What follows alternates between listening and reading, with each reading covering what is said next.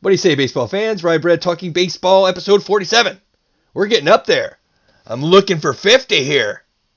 We're checking our wild card action, some heavyweight matchups, and then I'm going to spend a little time on the Rays. They've just been so incredible, and I haven't really given them that much extra treatment, so I'm going to do it today. First of all, the American League and the National League basically line up as the American League East standings, then the National League West standings, and then it's everybody else. These divisions are putting on a showcase. Padres lost last night finally, but they're still smoking hot. It's going to be a great game today with them. It's Burnes, Musgrove at Burnes. It's going to be a great one. We're all over it. San Francisco's out at Arizona. They need to win those games. They were caught in the buzzsaw. And then LA, the Dodgers, we're speaking of, at Houston. Man, what a matchup. And the implications are huge. AL East, Toronto is limping to New York after getting spanked by the Rays. Man, they couldn't get one.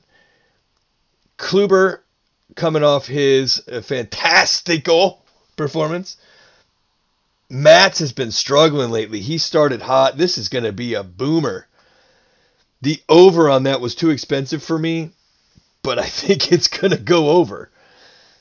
I might reconsider the over on that Toronto and New York matchup later. Atlanta at Boston. Boston is the one we decided to go with. I've got them. It was even when I looked at it, but we're talking minus 106. I'm taking Boston. I know Garrett Richards' numbers at home look nasty. They're atrocious. But he got blown up by Baltimore in April for 6 runs. And since then, he's evened it out. So I'm not really worried about Richards' home road splits, even though they're the way they are. Morton, on the other hand, with the fly ball action. Fly ball pitchers at Fenway, man. He's just going to bounce it off that wall and play ping pong. Morton's ERA for the year is 4.6. And the Rays could have had him for cheap and they let him go. And if you are at a value for cheap and they still let you go, that should tell you something. I don't know. Morton was losing steam there at the end of the 60-game season. But I still like Morton. I would still like to have Morton on the Rays. There's no getting around that. Of course I would rather have Morton than not. I mean, I'm not crazy. But the Rays pitching has obviously done well enough to get him on this winning streak. So no complaints there. We're taking the Red Sox. We're taking the Red Sox tonight at Fenway. St. Louis at Chicago White Sox. This is another game that I'm flirting with here. I'm trying to pick one a day, and the Boston one was the first one that stood out to me. But Flaherty has the best record in the majors. He's undefeated 8-0. And it's plus 123.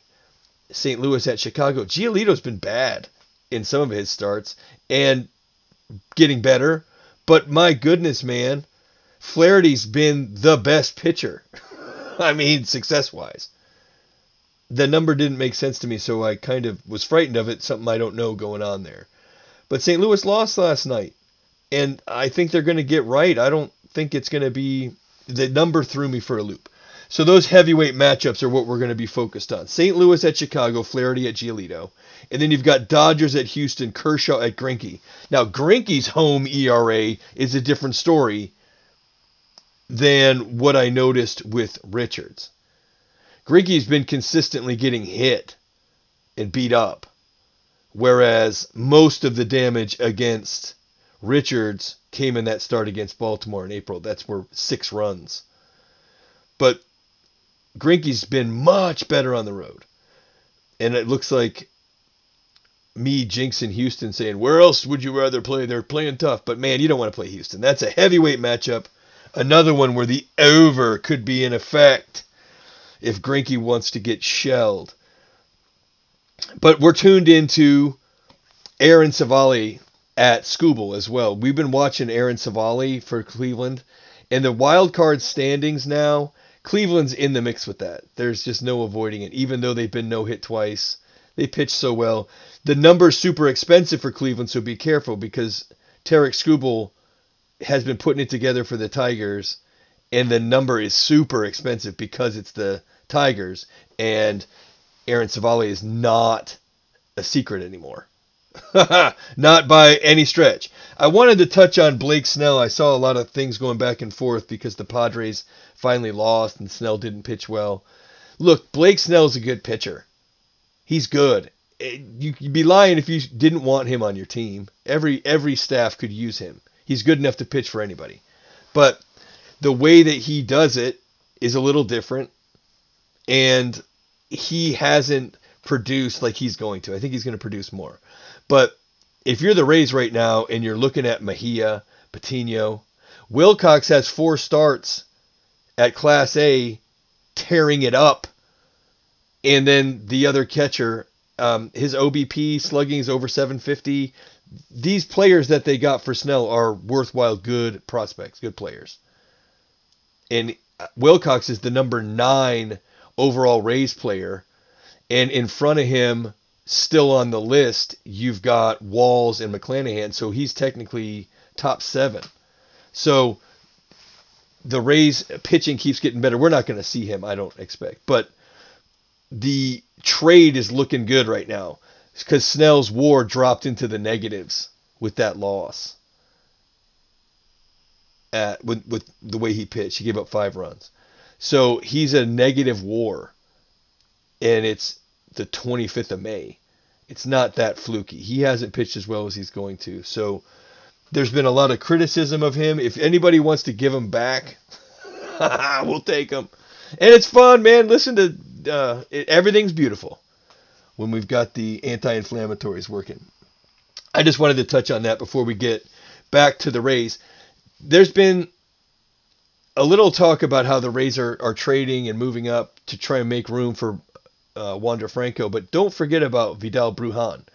Vidal Brujan is lighting up AAA. He leads in every statistical category. Walls is still the leader for batting average, but Brujan owns everything else. He's killing it. And I've made it pretty clear that I'm ready to see Kiermaier go. Hopefully, I don't think it's going to happen.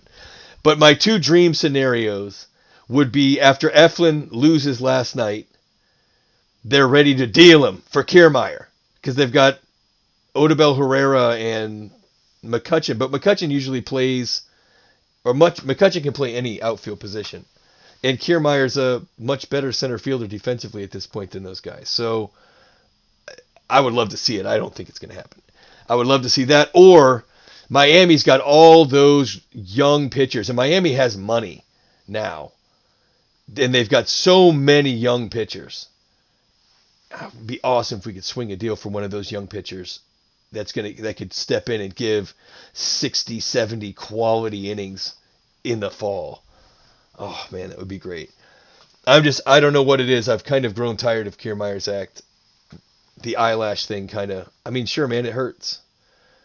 But, only me. Yeah, that's part of the problem. So, I don't know, man. I don't know why that attitude of that guy has kind of soured on me ever since he cut in front of Randy to take that throw and then made a terrible throw. He hasn't been throwing well. And he just seems that he overemphasizes the catches these days a lot more than he used to, man. And it's just a personal thing. I don't know if it's just I'm salty about the way he did Randy and then doubled down on it. That, oh yeah, I'm the best. Randy could have thrown it up the line 8 feet and not been close and not had that bad look. And I don't know what happened. He was spraying the ball all over the field when he first came back off the IL. He was hitting the ball everywhere, spraying it everywhere. I haven't noticed that lately as much. But the Rays are in the middle of their streak, and it has to be said, Ji-Man Choi is red hot. Another underrated guy who, when the Rays do it like this and somebody gets hot and starts carrying a team, the Rays can do that as well as anybody. And it's not just G-Man. Everybody's getting knocks. Francisco Mejia, oh my God. It's up and down the line, and Walls has been exciting. I just wanted to make sure that we touched on the Rays. It's a Rays house, and I haven't done any special really talk about them. So that was that. We're looking at Flaherty at Giolito. We might take that plus 1-2-3. I will add that in the comments if I go ahead and take it. And then the Mats Kluber over I'm going to look at again. And if I amend that, I'll put it in the comments as well. Thanks again for watching, everybody. Don't forget Bascom's Chop House, Clearwater, Florida. Best steakhouse in the city, best wine list in the city. And out there in Siargao Island, Philippines, if you want to go on the best surf vacation of your life, Bravo Beach Resort. We'll see you again tomorrow. Going to do 162.